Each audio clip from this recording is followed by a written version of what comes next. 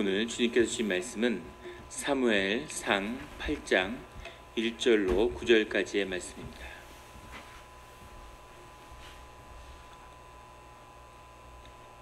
사무엘상 8장 1절로 9절까지의 말씀입니다. 다 같이 한 목소리로 봉독하시겠습니다. 사무엘이 늙음에 그의 아들들을 이스라엘 사사로 삼으니 장자의 이름은 요엘이요 차자의 이름은 아비아라. 그들이 부엘세바에서 사사가 되니라. 그의 아들들이 자기 아버지의 행위를 따르지 아니하고 이익을 따라 뇌물을 받고 판결을 굽게 하니라.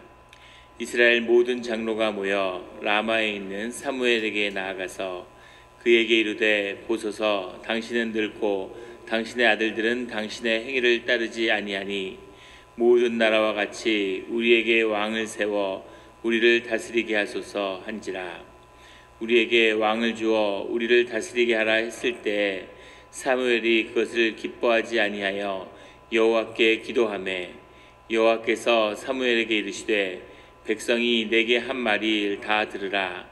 이는 그들이 너를 버림이 아니요 나를 버려 자기들의 왕이 되지 못하게 함이니라.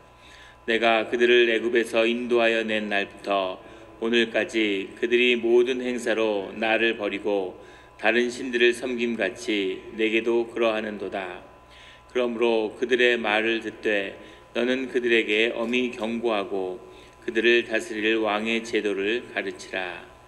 아멘. 다 같이 묵상 기도를 드리겠습니다.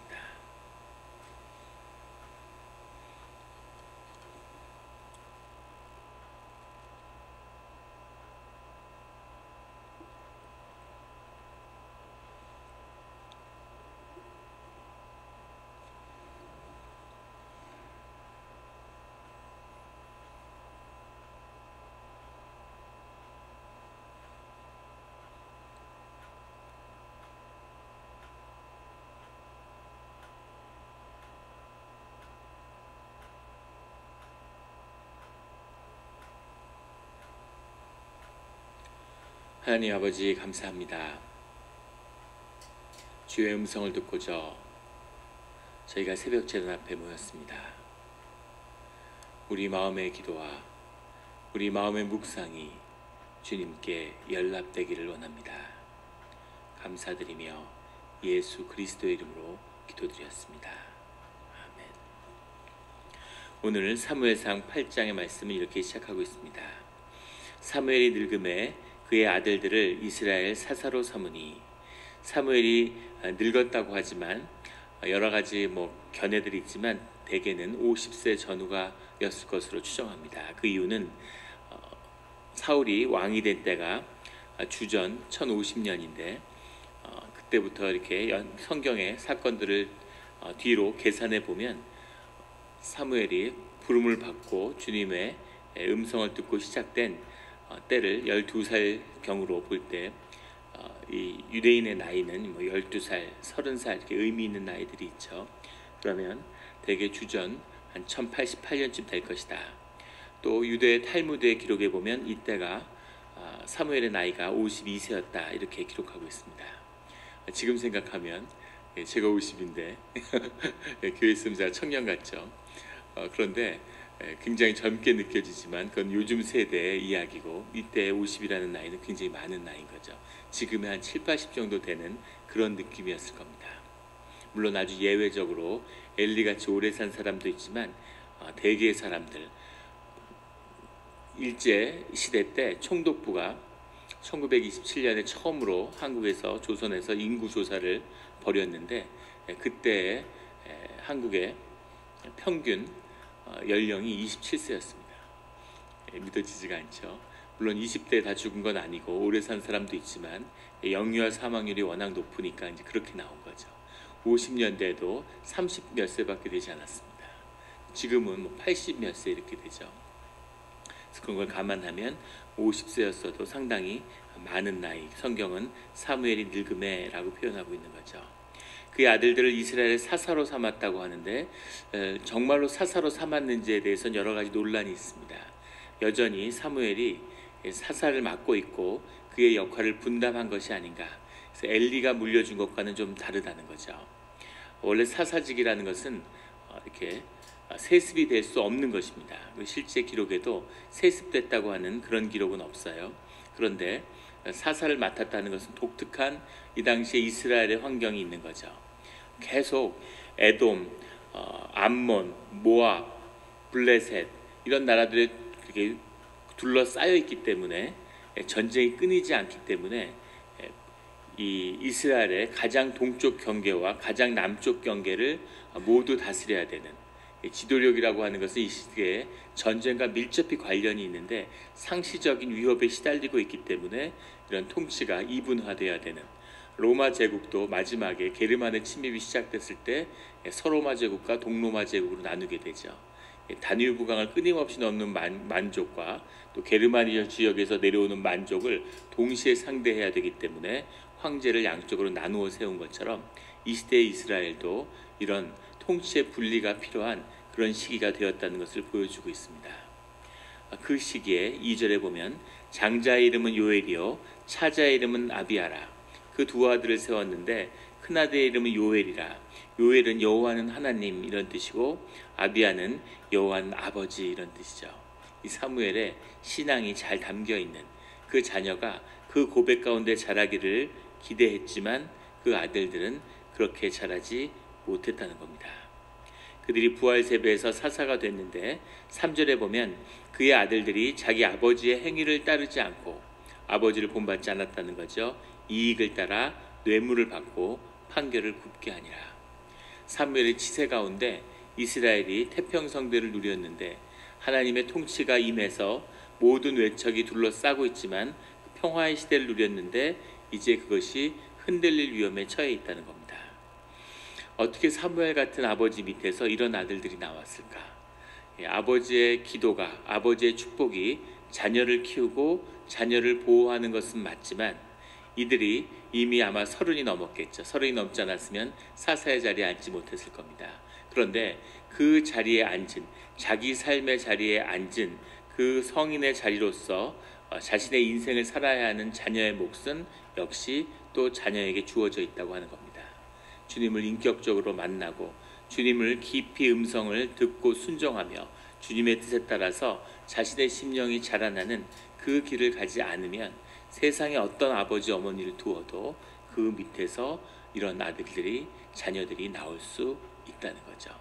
그래서 우리가 주를 위해 우리의 주의 자녀로 자라기를 위해서 자녀들을 위해 기도하지만 그 자녀를 주님께 올려드리지만 역시 스스로 기도하고 자신의 재단을 쌓아야 하는 그것이 하나님을 따라가는 그런 신앙의 큰 여정 가운데 중요한 것임을 보여주고 있는 거죠.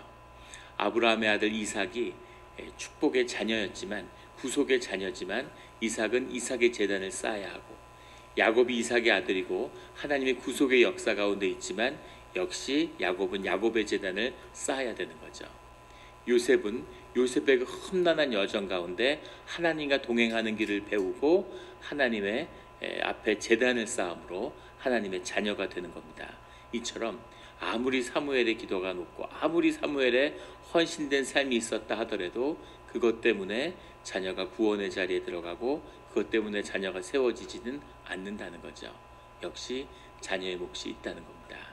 우리가 늘 자녀를 위해 기도하지만 그 자녀들이 자신의 삶의 자리에서 주님을 만나는 그 일들을 꼭 보게 되기를 예수 그리스도 이름으로 축원합니다. 자녀가 이렇게 되면 모든 것을 잃은 것 같은 거죠. 모든 걸 잃어도 자녀의 축복으로 우리가 하나님께 큰 은혜를 경험하게 되는데 이 자녀의 행위를 보면서 사무엘의 말년에 큰 외로움과 상실감이 있었을 것이라는 것을 보게 됩니다. 동시에 그 가운데서도 오직 주님만이 위로가 되시며 주님께 더 의지하는 그런 사무엘의 삶을 향한 초청이 있는 것이겠죠. 4절에 이스라엘의 모든 장로가 모여 라마에 있는 사무엘에게 나아가서 그 이스라엘 사회의 지도자들이 이 사무엘을 찾아서 라마에 내려갔다는 거죠.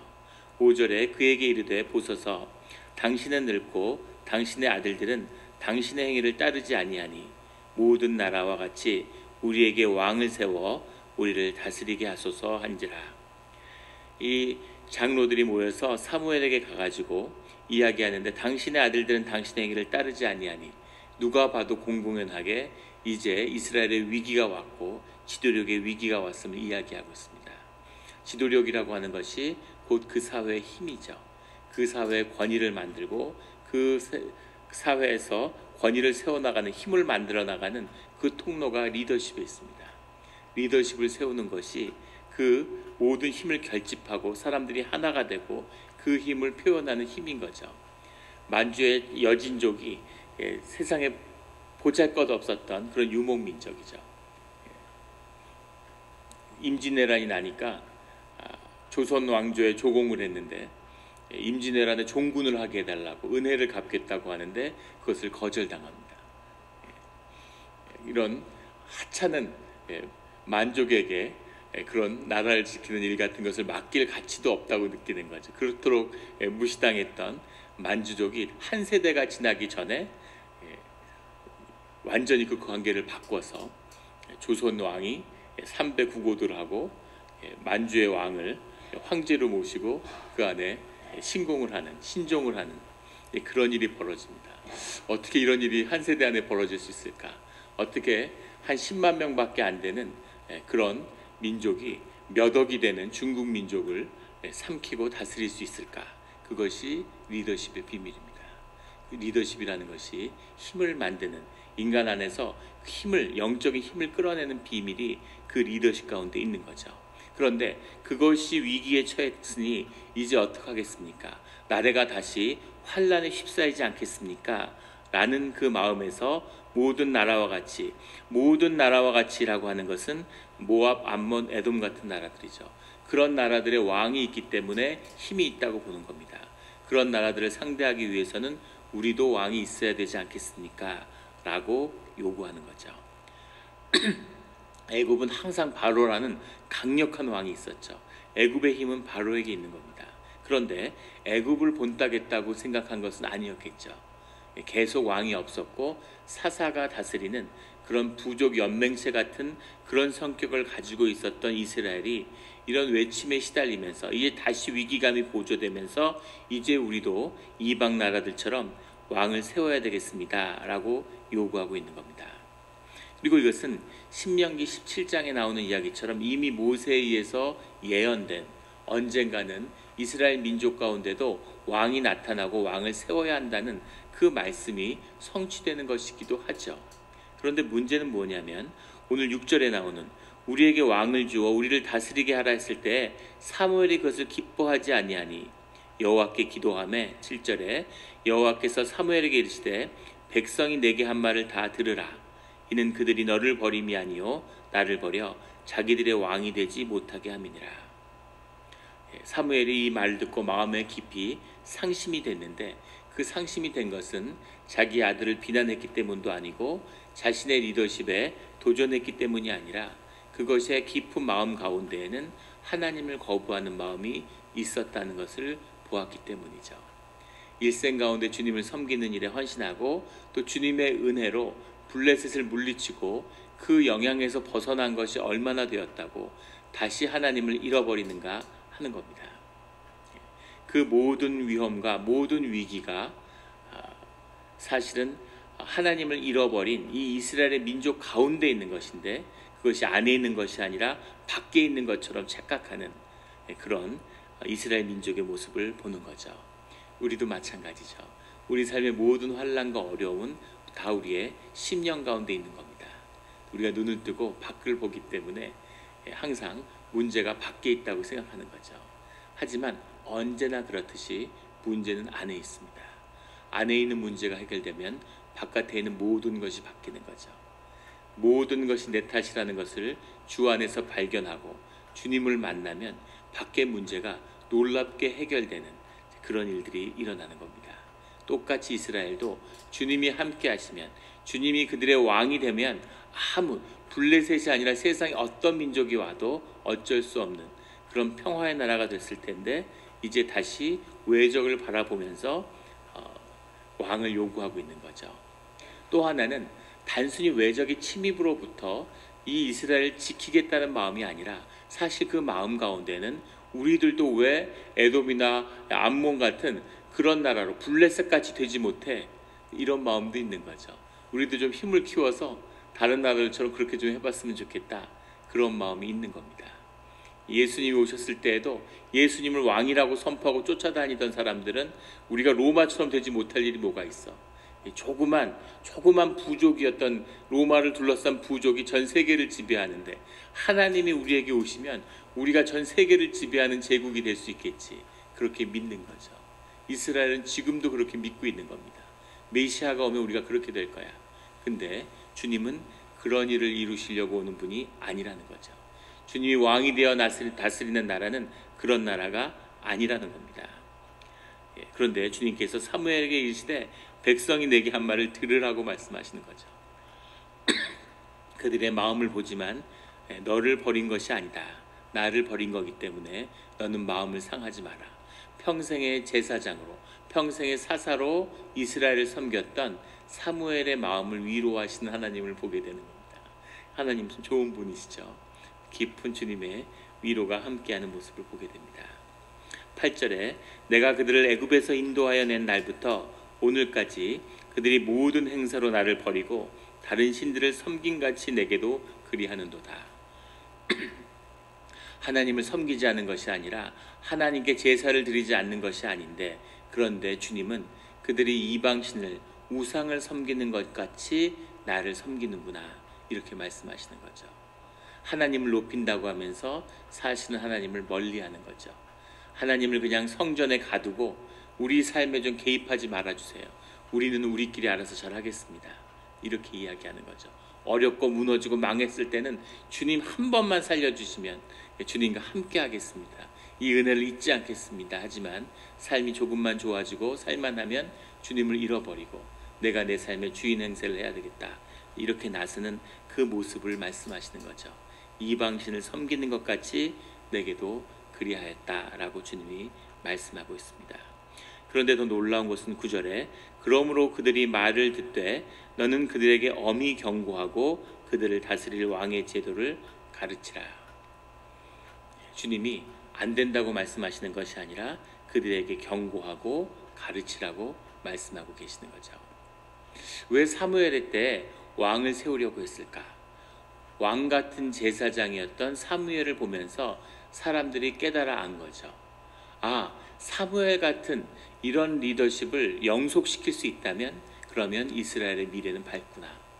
사무엘을 통해서 이스라엘의 새로운 차원의 평화, 새로운 힘, 새로운 통치를 경험했다는 것이 들어있죠.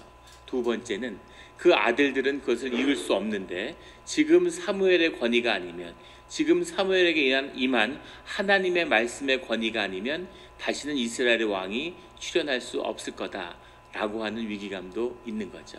그래서 사무엘이 왕을 세워야, 사무엘이 하나님의 기름 부음을 전하여야지만이 지금 왕을 세울 수 있겠다, 그런 마음이 들어있는 겁니다. 그런데 그것이 하나님의 뜻에 합하지 않고 하나님을 왕으로 섬기는, 하나님을 모셔서 하나님이 우리 심령 가운데, 성전을 우리 마음 가운데 세워서 하나님의 인도하심을 받는, 그것이 우리를 향한 하나님의 뜻이고 오늘까지 이어지는 예수 그리스도, 하나님이 이 땅에 오셔서 왕이 되셔서 그분을 영접함으로 하나님의 통치를 받는 주의 백성들이 하나님의 나라를 이루는, 하나님의 나라가 무엇인지, 하나님이 왕이 되셨다는 뜻이 무엇인지를 우리가 배우고 살아가고 있죠. 주님이 그것을 원하시는데, 그런데 그렇게 되기 위해서는 우리의 심령과 믿음이 자라야 한다는 겁니다. 생명이라는 것은 자라야 하고 생명이라는 것은 성장해야 되죠. 그런데 주님이 그 성장의 길로, 그것이 잘못되었던 맞는 길이던 그 길로 인도함을 하시는 거죠. 그것을 용납하고 기다리는 것, 이것이 주님이 우리를 바라보는 주님의 믿음입니다. 도저히 이스라엘은 또 문제가 많구나, 그런 것이 아니라 이스라엘에게 가르치고 경고하며 그들이 향하는 실수를 통해서 배우고 성장하는, 주님께 나아가는 그 길로 이스라엘이 계속 자라가는 거죠. 그래서 실패를 나쁘거나 부정적으로 볼 필요는 없는 거죠. 중요한 것은 주님을 향해 더 자라가고 더 배워간다는 겁니다. 저희 아이들도 남자애 셋인데 제가 아이들이 좋은 여자친구를 만나서 잘 교제를 할 수 있도록 기도합니다. 그래서 엄마가, 특히 막내는 항상 제가 기도하는데 8살 때 엄마가 먼저 천국을 갔기 때문에 여성성이라고 하는 것을 깊이 잘 경험하지 못하는, 근데 그것은 굉장히 치명적인 약점이 될 수 있어요. 남자에게는 특히. 그래서 그런 것을 잘 경험하고 잘할 수 있도록 좀 여자친구들이 많았으면 좋겠는데 쉽지 않죠. 그 청소년기를 지나면서. 그런데 연애를 하면 거기에 대한 대가를 치르게 되는 겁니다. 큰애도 여자친구가 있어서 연애를 하는데 잘못하면 아주 중요한 시기에 삶에 큰 대가를 치를 수도 있죠. 하지만 그 어떤 대가를 치를지, 어떤 삶에 리스크가 있을지 알 수 없지만 그래도 그 길을 가야 되는 거죠. 트리스탄의 이야기에 보면, 유럽의 그 기독교의 신화에 보면 이졸대를 만나러 가는데 자기의 삶을 치유할 수 있는 것은 이졸대밖에 없지만 이졸대의 어머니가 마녀가 되어서 사실은 트리스탄을 해치고 독을 퍼뜨린 사람도, 괴물을 보낸 사람도 사실은 그 이졸대가 머무는 그 아일랜드에 있는 거죠. 그런데 바다에 배를 띄워서 그 마녀를 찾으러 가는 겁니다. 마녀를 찾아가면 죽을 수도 있죠. 하지만 마녀를 찾아가지 않아도 결국은 죽는 겁니다. 그래서 마녀를 대면하기 위해서 가야 하는, 그것이 우리의 내면과 심령의 성장을 보여주는 기독교 신화가 전하는 이야기죠. 성경도 똑같은 것을 오늘 우리에게 말씀하고 있는 겁니다. 왕이 있어야, 왕이 있음으로 해서 많은 문제가 있고, 우리가 내일 그 말씀을 나누게 되겠지만, 왕이 있어서 겪게 되는 시행착오와 주님을 잃어버리는 문제가 있지만 그 왕을 경험함으로 결국은 주님이 왜 우리의 왕이 되어야 하는가 하는 것을 깨닫고 성장하는 그런 이스라엘이 되는 것이죠. 우리가 우리의 삶의 자리에서 늘 성장하고 자라나서 하나님을 더 깊이 경험하는, 하나님 안에 있는 그 신비를 만나는 우리의 삶과 믿음의 자리가 되기를 예수 그리스도 이름으로 축원합니다. 기도드리겠습니다.